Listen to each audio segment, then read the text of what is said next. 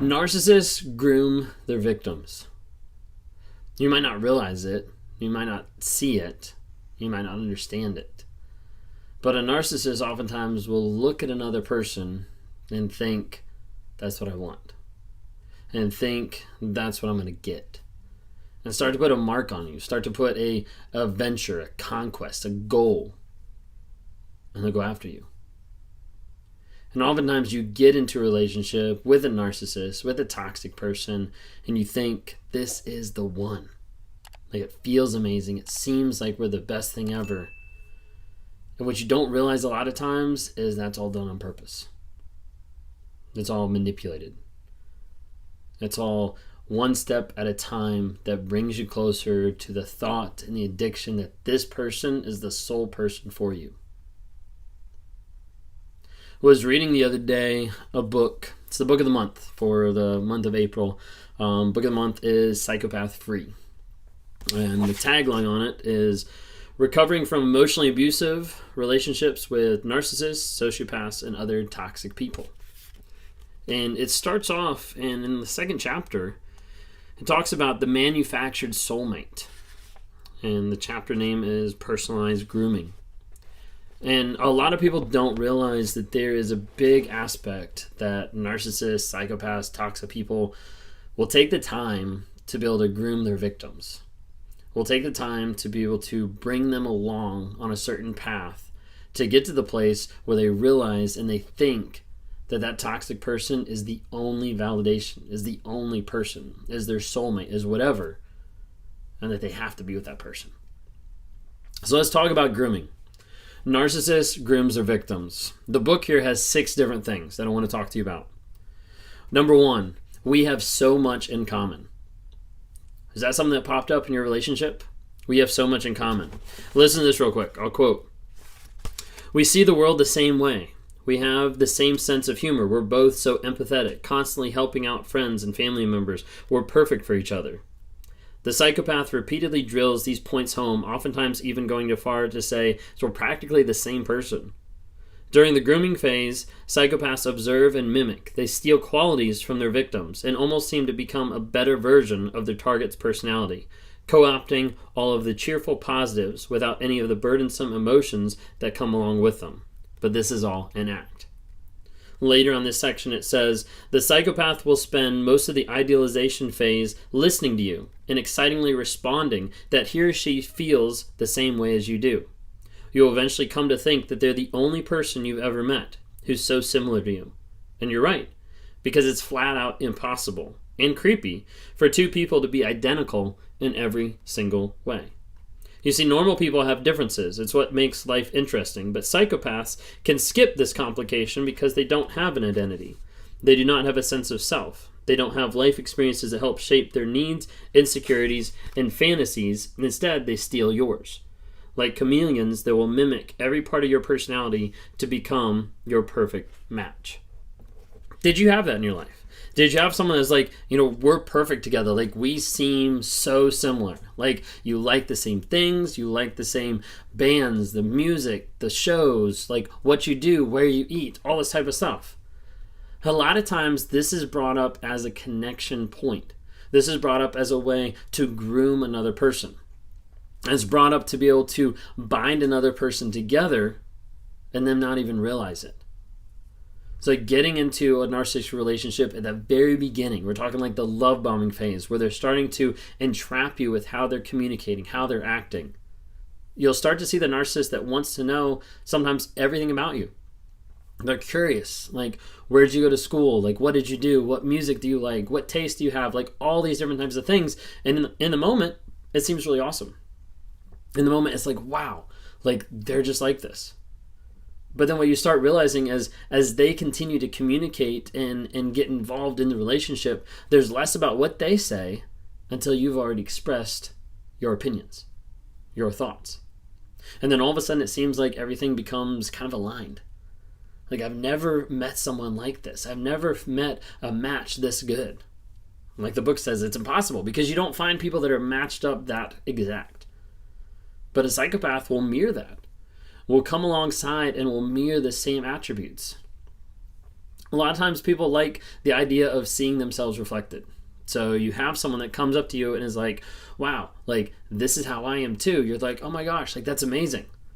Like one, it's cool because you found someone who has the same taste or same interest. But then two, it's also like a reflection of you and you're like, wow, like that's really cool. Like this person likes the same thing as I do. Like maybe I'm not as weird. Like maybe I'm kind of cool. Different aspects like that. But a psychopath, a narcissist, a toxic person will actually take the time to be able to groom you in the idea that you guys are very, very similar. Take music for an example. Narcissists will be very interested in maybe what you listen to. And as a result, they'll start listening to the same stuff. They might listen to stuff that that they've never listened to before. But they're going to start identifying and connecting with music that relates to you.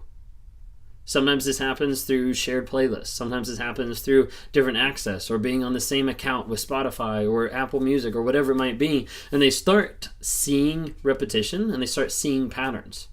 They start hearing and grooming and getting all this information so they can use it to make this connection. Like, you love that band? I love that band. Like, I listen to them all the time. Have you listened to? And they'll start dropping things. They'll start naming things that's never been a part of them. Sometimes you see it when they interact with friends. You might catch like tiny glimpses of like their friends being like, that's weird. Like, but as you continue that relationship, they give you the impression, they give you the idea that you guys are very similar, very much the same. Does that happen to you?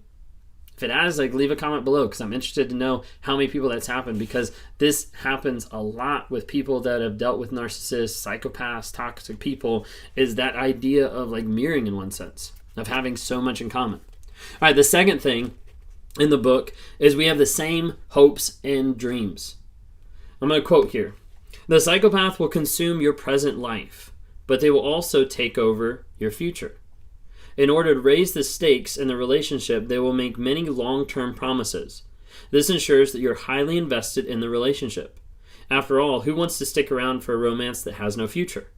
The psychopath takes this a step further, quickly discussing major life events like marriage and moving in together.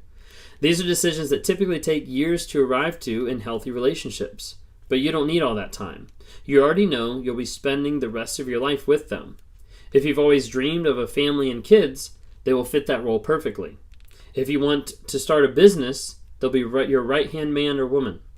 If you're in an unhappy marriage, they will have a plan ready to replace your spouse. What you might not notice until later is that these plans always seem to involve some sort of sacrifice on your end and never theirs. Now, when you hear that, there's a lot of things narcissistic in there along the lines of like future faking. Future faking and also just like filling those roles, those thoughts, those desires. This is why when you're getting involved in a relationship, it's not a good idea to lay everything out there. It's not a good idea to say, hey, this is all of me. Because if you're with someone who's toxic, or if you're with someone who ends up being an abuser, they're going to take every single aspect and they're going to use it against you. Sometimes people will sit down and be like, tell me your ideal person. Like, what is your ideal man? What is your ideal woman? Like, what are you looking for in a guy? What are you looking for in a girl? Might be a red flag. Because as you tell, oh, this is what I envision, this is what I want, they're like, yeah, me too.